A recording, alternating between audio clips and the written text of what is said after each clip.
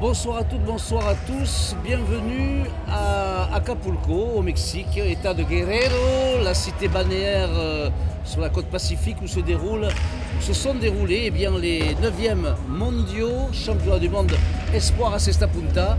Et nous avons le plaisir ce soir de vous présenter la finale de cette compétition qui va opposer, c'est une première historique, deux équipes de France. L'équipe de France A formée de Ludovic Laduche et son arrière Timo Basque de Villars face à leurs copains, leurs camarades du groupe, à savoir Andoni Lalo et Jérôme Portet, l'ariégeois de la section paloise. Alors pour m'accompagner sur cette finale, Jean-Bernard Morteir, qui n'est autre que le kinésithérapeute de ce groupe et qui a suivi évidemment de près la compétition.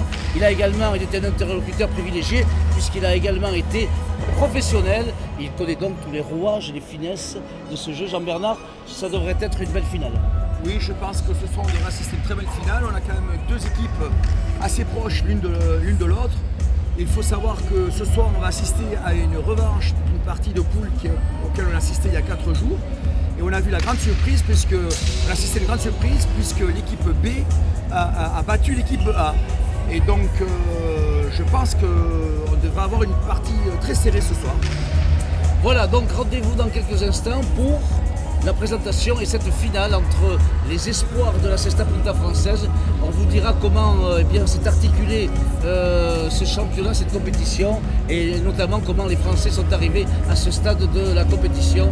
La finale du mondial de Cesta Punta à Acapulco, Guerrero. Presentamos oficialmente este partido por la gran final de este noveno campeonato mundial Sub-22 de Jayalay de la Federación Internacional de Pelota Vasca trae para todos nosotros a este puerto de Acapulco, Guerrero, México. Voilà, on se retrouve pour la présentation de cette finale entre l'équipe de France A avec Laduche et Basque, Ludovic Laduche et Timo Basque face à Andoni Lalo et Jérôme Portet, leurs copains. Voilà, donc deux équipes qui sont arrivées au bout de cette compétition, avec à la fois un concours de circonstances, mais également du talent. Et notamment l'équipe de France A, qui s'est débarrassée de ce que l'on pouvait considérer comme les favoris désignés de cette compétition, à savoir l'équipe de France, l'équipe d'Espagne, formée de Roque Alberdi et Unai Lequerica. Voilà.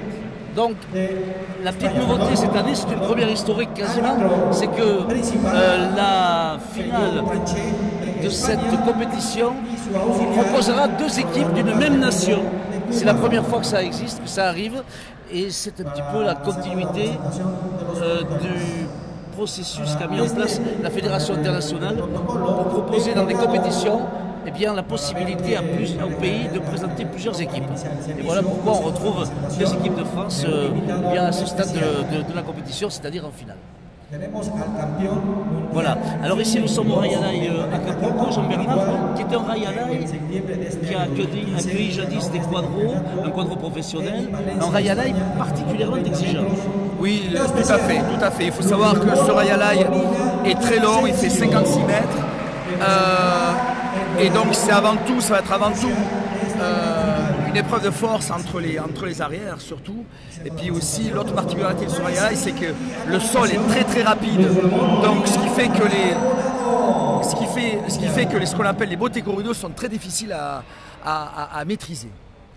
Ça, ce sont vraiment les deux caractéristiques de ce fronton. Alors il fait 56 mètres, il est spacieux, il est grand, il y a un mur de frappe qui répond beaucoup, avec des pelotes notamment qui sont parfois vives avec la chaleur et qui ont une destination particulière. Des fois elles tombent, des fois elles montent, on ne sait pas trop. Il y a quand même des caprices sur cette cancha, mais globalement on peut dire que les pilotaristes se la sont appropriés avec bonheur. Voilà, et donc on a vu quand même des belles parties, des parties de très bon niveau, en partie de classification notamment. Oui, ça assurément. Notamment la première partie qui a vu la victoire des Français de l'équipe B française contre l'équipe B espagnole. Elle a été de toute beauté. Malheureusement, il n'y avait pas trop de public, mais la partie était absolument magnifique. Voilà, alors le choix des pelotes, on l'a vu. Les Bleus, donc Ludovic Laduche, le fils de Didier Olaroy de Guettari et Thibaut Basque. Alors lui, il a gagné les titres en junior et en senior national B face à Andoni Lalo, le Bidartar, donc qui jouait avec Thibaut Basque en championnat. Et Andoni Lalo, il est accompagné par le surprenant Jérôme Portet, un ariégeois de 20 ans, 1m91, avec une belle frappe, et qui est un petit peu la révélation de cette compétition, parce qu'il vient de loin, hein, il vient quand même de cette région où on ne pratique pas la cesta punta. Il a fait l'effort, il s'est formé, et il a gravi petit à petit les échelons, et le voici maintenant bien avec ses copains au plus haut niveau des moins de 22 ans. Voilà, donc la rencontre vient de démarrer avec évidemment les revers d'abord qui vont parler. On s'éprouve, on essaye de voir un petit peu la distance qu'il faut tenir. Voilà, Thibaut Basque qui lorsqu'il est loin ne peut que remettre la pelote à bord parce que effectivement, comme vous l'avez dit Jean-Bernard, ce Vagnalaï, il faut la pousser. Oui, il faut beaucoup la pousser, il faut beaucoup de puissance pour pouvoir dominer l'adversaire. Et c'est exactement ce auquel on assiste actuellement. Il y a un duel derrière avec deux énormes joueurs de revers. Et je pense que ça va être le point important de la compétition. Voilà, là Jérôme Portet, il a vu que la pelote avait légèrement touché le mur de gauche. Elle a été propulsée un petit peu sur la droite et il a fait le choix de la laisser tomber au sol pour savoir si elle ne sortirait pas hors des limites. Il a été bien inspiré. Et voilà donc l'équipe de France B qui marque le premier point, 1-0. Donc on rappelle que ces deux équipes étaient dans la même poule. France B avait battu France A, donc les Blancs avaient battu les Bleus. Et puis ensuite, curieusement, il y a eu un concours de circonstances qui a fait que la France B a qualifié ses camarades de France A en battant l'Espagne. C'est un petit peu compliqué à comprendre, mais en tout cas, alors que là c'est Andoni Lalo, il vient de tirer le joli de mur opportunément. Un très très beau de mur et Andoni Lalo a attrapé la pelote au 4-5 au milieu du fronton et il n'a pas hésité à tirer un de mur magnifique puisqu'il avait ce qu'on appelle en termes, en jargon de la pelote, la belle pelote, et il a donc fait un point magnifique. Voilà, et c'est le deuxième point, 2-0 pour les Blancs. Andoni Lalo, Jérôme Portet, face à leurs camarades, leurs copains, Laduche, Ludo, le fougueux, le bouillant, le créatif, et Thibaut Basque qui a assurément, on le rappelle, hier sorti une partie énorme, puisque c'est cette équipe qui a battu. Alors là, voilà, un cas de figure un peu particulier, pelote qui a échappé à Jérôme Portet. Il a filé à droite. Oui. Et c'est un point hasardeux, un point de chance, mais bon. Voilà. Dans les termes de la cesta punta, la pelote a fait ce qu'on appelle un estraño, c'est-à-dire qu'elle a une trajectoire un petit peu flottante qui a échappé sur le côté droit. Et ça, malheureusement, c'est dû à l'irrégularité du mur de face de ce fronton. Voilà, 3-0 pour les Blancs. Andoni Lalo et Jérôme Portet qui ont bien démarré cette rencontre. Avec Jérôme Portet et son revers lourd. Et même lorsqu'il prend en bas, bien sa pelote va loin. Et ça, c'est peut-être une des clés, jouer de la droite pour essayer de fixer un petit peu Andoni Lalo, qui quand même est très mobile, a des belles qualités de préhension et qui est capable de faire de très très belles choses. Ludovic Laduche qui remonte parfaitement. Alors là, la pelote paraît assez régulière, quoi. Elle n'est pas trop vive, elle n'a pas chauffé encore, donc ça permet de voir du jeu. Exactement, ça c'est une stratégie, hein. Étant donné que Portet a un revers très très lourd, il va avoir tendance à choisir une pelote un peu morte, une pelote avec la peau neuve, et à l'inverse, les Bleus vont plutôt choisir une pelote un petit peu plus vive. Et pour le moment, c'est une stratégie qui leur réussit bien, puisqu'ils mènent déjà 4-0, et c'est déjà surprenant aujourd'hui. Grosse surprise. Voilà, on a un petit peu de mal parfois à trouver les mots ici, parce que le speaker qui est très véloce, qui commente, parfois qu'on couvre notre commentaire avec sa voix de stentor. Voilà, donc il faut nous excuser si parfois eh bien, on a des petits problèmes pour vous dire les choses. Mais c'est un petit peu le sport national ici au Mexique, on aime bien commenter, argumenter, faire du bruit. Et puis bon, ça fait partie voilà, de la culture locale, alors que chez nous, les parties sont silencieuses. Beaucoup plus silencieux, effectivement. Voilà donc Andoni Lalo qui va tenter. Mais pour le moment, si je peux me permettre, oui. On assiste à un début de partie parfait pour les Blancs. Hein. Ils n'ont pas fait une erreur.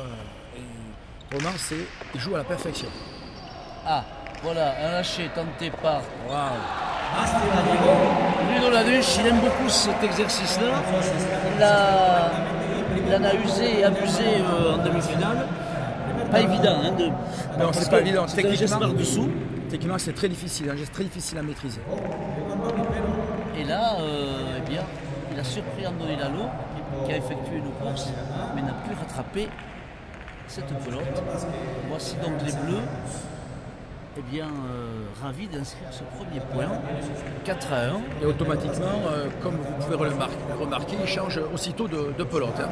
Voilà. Pour changer un petit peu la stratégie. Chaque équipe a sa pelote. Certains préfèrent une vive, d'autres ont choisi une pelote un peu plus morte. Et voici Ludo Laduche qui va engager. Voilà, il enlève, comme on dit, la pelote à l'avant adverse, c'est le but. Hein. Il ne faut pas que son arrière soit mis en difficulté. Thibaut Basque aussi, il a une belle allonge. La pelote elle tombe, elle reste. Elle a heurté une irrégularité dans le mur du fond. C'est pour ça que la pelote est restée complètement et c'est pour ça que Andoni s'est retrouvé court. Mais là, c'est dû à une irrégularité du mur du fond. On a bien entendu le son, un son creux. Elle est restée, comme on dit. Elle est restée au lieu de sortir, effectivement. Ça a surpris Andoni Lalo. 2 pour les blancs, 2 pour les bleus, pardon, et 4 pour les blancs. Équipe de France B qui mène. Voici Ludo Laduche qui rebote de la droite. Pas assez fort, Andoni Laduche lui.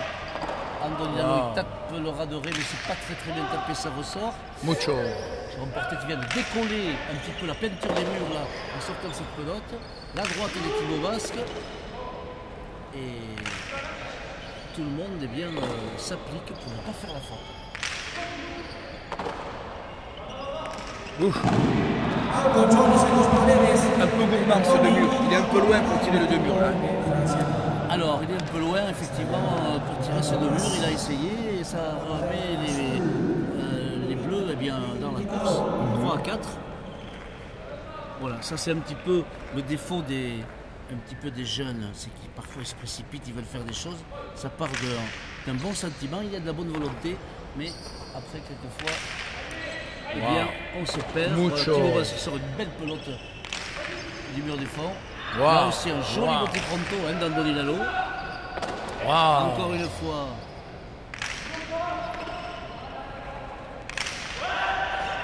Voilà, il y a beaucoup de mouvements, beaucoup de vitesse. Hein. On l'a vu, la différence par rapport à la partie précédente où, bon, avec une équipe du Mexique évidemment faible, on n'avait pas ce niveau de jeu. La faute de Thibaut Basque du revers. Et toujours donc les Blancs en tête 5-3.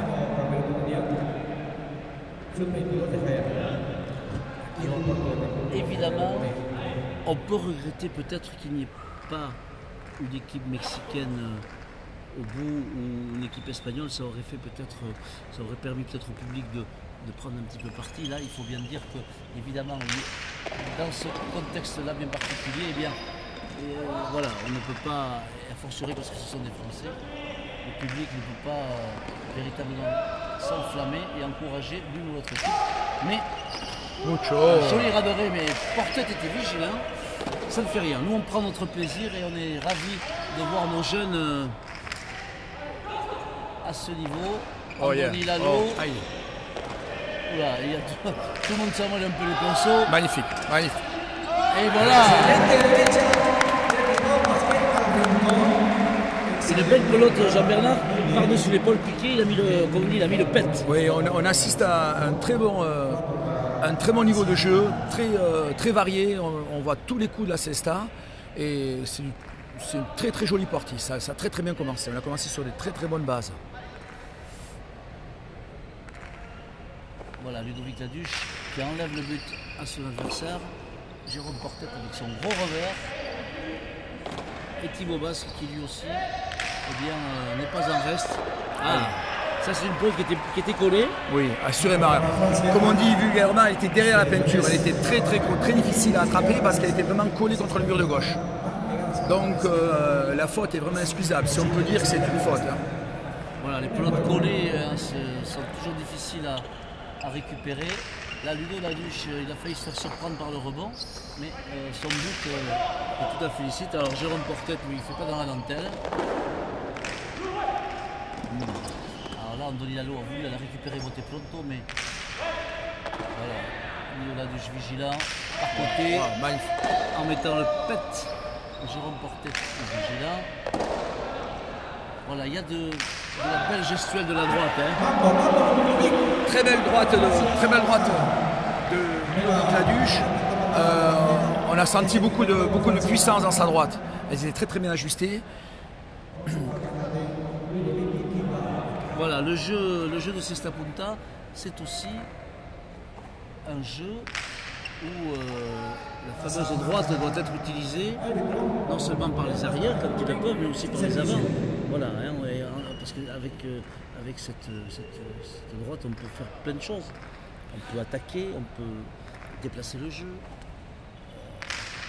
C'est assurément l'arme fatale. Hein. À ce stade, dès que la pelote s'ouvre un petit peu à droite, lorsqu'on lance la pelote de la droite, automatiquement on rend le jeu très difficile parce que la pelote vient mourir sur le mur de gauche avec beaucoup d'effets et la réception est toujours très difficile. Voilà, Jérôme Portet qui prend son temps, un peu trop parfois. Hein, on lui a reproché de garder la pelote. Et là, encore une fois, il a sorti une grosse pelote du mur du fond. Et l'avantage de la situation, c'est que ces 4 joueurs montrent au public mexicain qu'il y a de la qualité. Et après tout, voilà, c'est une belle démonstration avec ces jeunes-là qui varient les coups, encore les droites utilisées. Et ça, c'est la patte à Fifi Etcheberry, parce qu'on le connaît, l'entraîneur Cibourien aujourd'hui. Très joli Costado d'Andoni Lalo. Heureusement qu'il a été frappé fort. Mais il faut savoir aussi que ça c'est une autre spécialité de ce fronton, puisque ça a été appris par l'ancien professionnel qui a joué pendant plus d'1 an ici, Christophe Sanchez. Il faut savoir que le demi-mur ici n'ouvre pas bien. Autrement dit, c'est très difficile de travailler, de taper un demi-mur de façon à ce qu'il rentre complètement dans le filet. Et c'est exactement ce qui s'est passé là. Le Costa avait l'air d'être très bien tapé, mais il ne s'est pas beaucoup ouvert. Et Laduche est presque arrivé à réceptionner cette balle. Voilà, heureusement que la pelote était violente. Ouais, elle venait très vite, effectivement. C'est pour ça que Andoni Lalo Ludovic Laduche a été surpris. Voilà, ça fait 6 partout. Ces deux équipes proches l'une de l'autre, elles l'ont prouvé auparavant, se tiennent également ce soir. Waouh! Pelote récupérée in extremis de la droite par Jérôme Portet. Et là, alors là voilà, il y a une situation de jeu qu'on va expliquer, c'est le Pumpa. Voilà, donc la pelote qui rebondit dans le Chistera, qui ressort, et c'est une faute. Oui, c'est une très bonne intervention de l'arbitre. Effectivement, la pelote a rebondi. En fait, dans ce cas-là, elle a rebondi sur le cerceau, sur le bord du Chistera. Et dès l'instant où elle sort du gant, eh bien, elle doit être sanctionnée. Et le juge a très bien intervenu dans ce point-là. Il n'y a pas de doute à avoir. D'ailleurs, le joueur, c'est même pas... Il ne s'en est pas plaint. Non, il n'a même pas protesté. Donc 7-6 pour les Blancs qui sont repassés devant, mais ces deux équipes se tiennent. La preuve, Ludovic Laduche frappe une pelote tendue du revers et provoque la faute sur Jérôme Portet, dont l'un des petits défauts est peut-être la mobilité. C'est un grand gaillard et c'est vrai qu'il est peut-être un peu moins à l'aise sur les pelotes lorsqu'il faut qu'il se déplace. Exactement. Il a le défaut de ses avantages, c'est-à-dire une énorme puissance, un énorme revers. Par contre, il manque un petit peu de mobilité. Voilà, il est tout neuf, il a 20 ans, il a encore le temps de travailler ce physique et de peaufiner ses défauts. Thibaut Basque qui lève bien. Moi, Jérôme Portet très facile, hein, avec ce revers lourd et long. Belle remote. Et qui met... Ah là, il a fait une erreur. Il a fait une erreur Andoni parce que. Oui, Andoni aurait dû rentrer sur la pelote. Même s'il avait un beauté corrido difficile, il aurait dû rentrer là. Parce que s'il avait, il était rentré sur cette pelote, il avait tout le cours ouvert, toute la cancha ouverte et il pouvait assurément faire le point. Et malheureusement, il n'a pas osé et après, Jérôme Portet a été pris par la vivacité. Une pelote qui est montée, oui, qui est montée très haut. Vivacité du bon. On rappelle que le bon ici est très très rapide. Hein. Alors ça fait 8-7 et donc c'est les deux équipes qui sont au coup d'un coup d'ailleurs. Voilà. Et toujours les revers d'abord pour s'éprouver un petit peu. Voilà avec une pelote qui a touché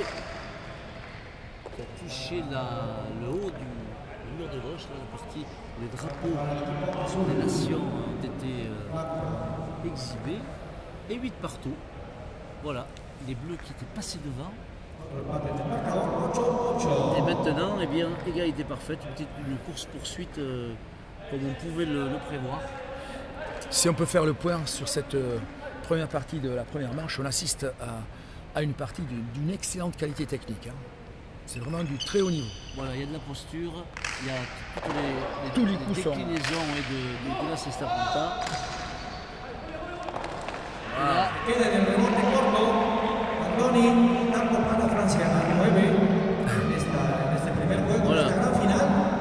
On vient prendre des nouvelles du super Andoni Lalo qui a voulu peut-être profiter du fait qu'il soit un peu décalé et de la vitesse de la pelote pour remonter en se jetant. Oui, mais là aussi on a assisté à ce qu'on appelle dans le jargon un extraño, la pelote n'est pas sortie de manière régulière. Hein. Elle a fait un effet bizarre, hein. C'est pour ça qu'il a été pris par... Il a été complètement déporté sur la droite de la cancha. Alors 9 pour Laduche et Basque, 8 pour Lalo et Portet qui sont en blanc. Voilà, les deux équipes, les quatre copains se livrent une bonne partie de cours et de temps en temps on assiste comme ça un petit errement, mais voilà. Errement, enfin c'est quand même une pelote très difficile à attraper. Elle était en bas. Très bas, à gauche, en bas, c'est pas facile. Hein. Voilà, et donc c'est, on va dire, pour la deuxième fois de la partie, les Bleus qui passent en tête avec une petite avance de points, 10 à 8.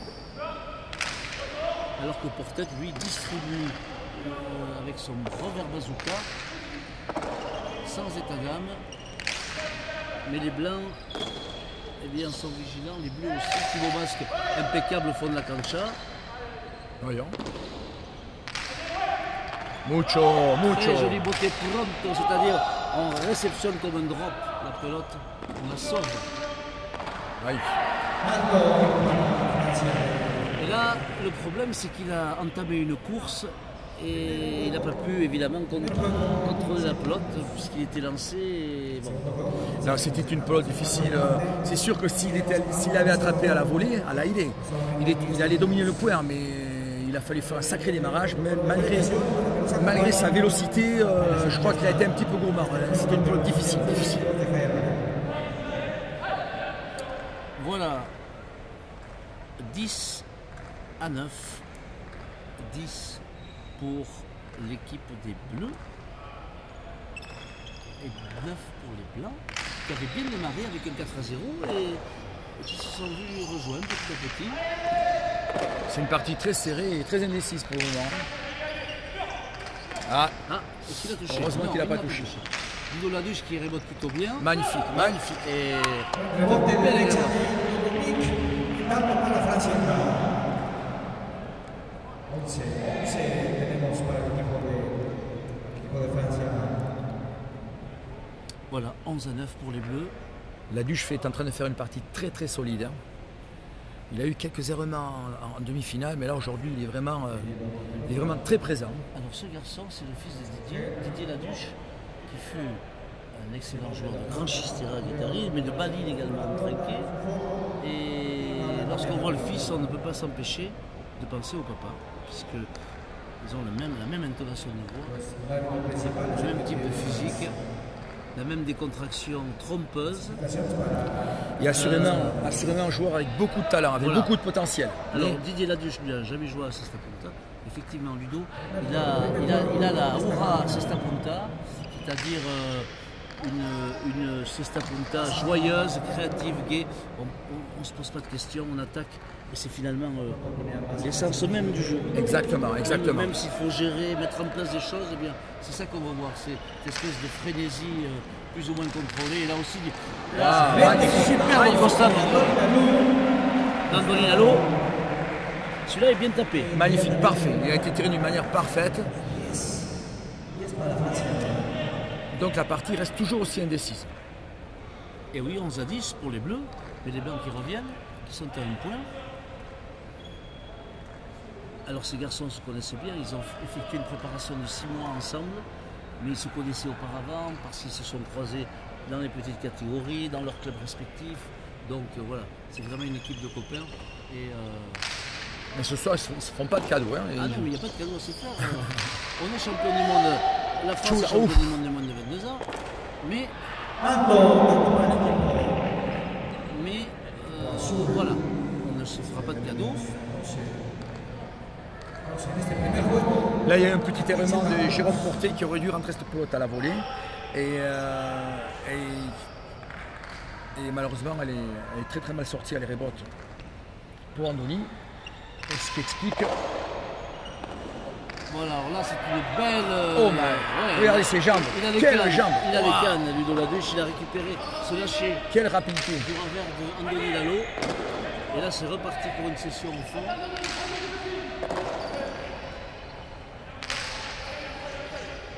Ça joue bien, ça joue très très bien. Il est campé au 15, Thibaut Basque qui fait front, il fait de la résistance pour l'instant, mais c'est ce qu'on lui demande.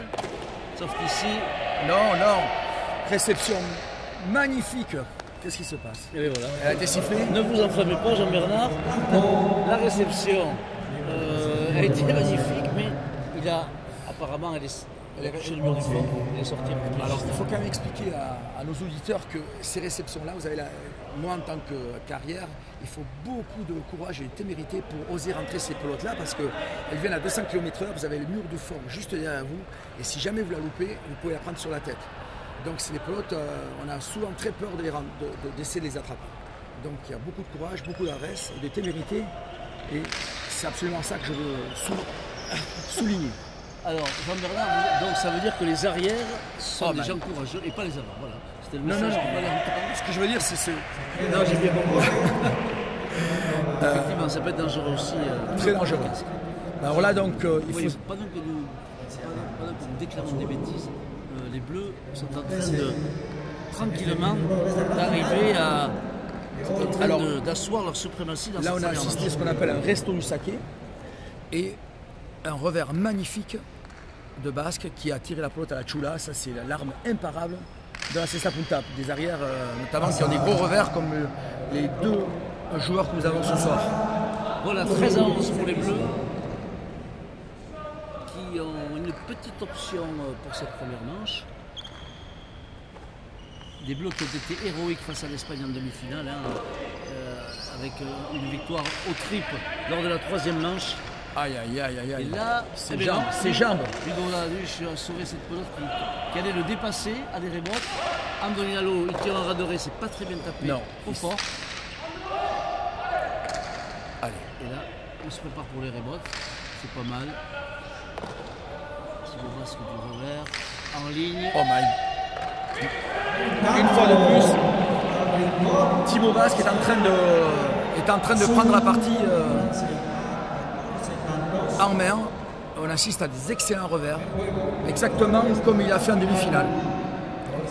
Voilà, 14-11 pour Laduche, Ludovic et Thibaut Basque. 11 pour Andoni Lalo et Jérôme Portet. Les Bleus à un point de la première manche.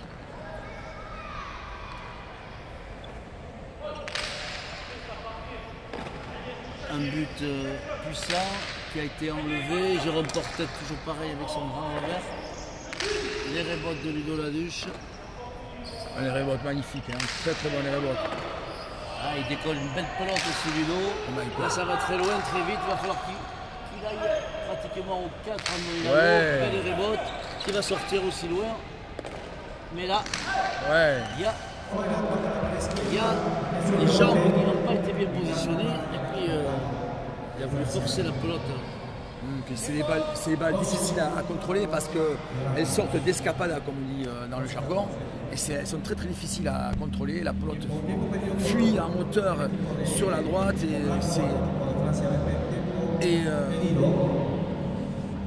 et la luche a été un petit peu déséquilibrée et c'est pour ça qu'il a touché le mur de gauche et la pelote est sortie.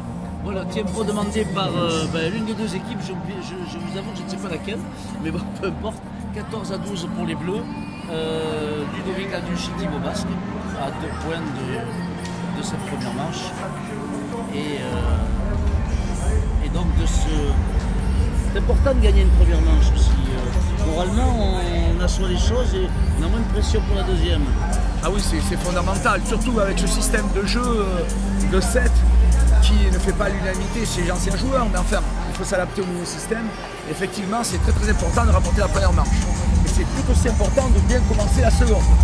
En fait, ce système de 7 nivelle un petit peu les valeurs et il y a un impact psychologique qui est très important. Donc pour le moment, on assiste à une très bonne partie, très indécise. Et on va voir ce que ça va, on va voir comment elle va évoluer. Voilà, la promesse faite d'un face-à-face intense a été tenue, puisque le 14-12 sanctionne un bras de fer sans concession entre les copains de cette sélection tricolore. On va parler aussi de Domingo Marco-Pucheux, le landais de l'AS Sodor, qui avait remplacé au pied levé en poule Andoni Lalo, victime d'une petite contracture, et Domingo Marco-Pucheux qui avait fait une très belle prestation aussi en gagnant cette rencontre avec son camarade Jérôme Portet. Il maintenait l'équipe à flot. Et puis Alexandre Buginello qui n'a peut-être pas le meilleur rôle, puisque ce garçon était remplaçant. Il n'a disputé qu'une partie, mais il a toujours été proche de ses copains. Il a encouragé ceci. Et vraiment, c'est méritoire de sa part, parce que c'est pas évident de rester sur les gradins alors que les copains jouent. Voilà, donc c'est la fin de la première manche. Voilà. Alors le dernier point s'est déroulé d'une manière. Alors il faut savoir qu'un autre facteur important ici, c'est le but. Le but, la pelote est difficile à diriger au but. Le mur de face étant très irrégulier. Et ce qui s'est passé, c'est que Lalo a buté, le but a été intercepté à la volée par l'avant adverse et il a tiré ce qu'on appelle une pelote baronasso qui a permis de conclure la manche pour l'équipe bleue.